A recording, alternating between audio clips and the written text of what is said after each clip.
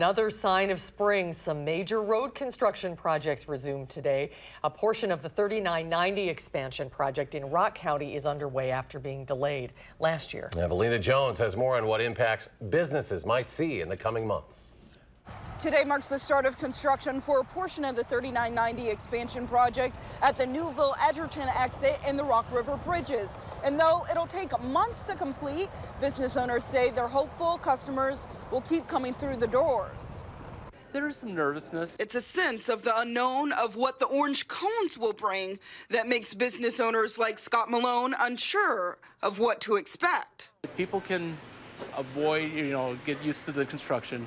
There should be access to our businesses in the Edgerton, Newville area here all summer, so we're not overly concerned about access. For Malone, it's road work that he's been anticipating. With most lane closures happening during night construction, he hopes businesses like Culver's won't be negatively affected. We're excited for this to get started. We wanted it to start.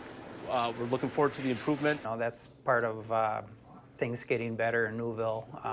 So we'll just grin and bear it and deal with it. The interchange will be reconstructed and include 3 roundabouts. The Department of Transportation says the changes will improve safety and traffic in the area.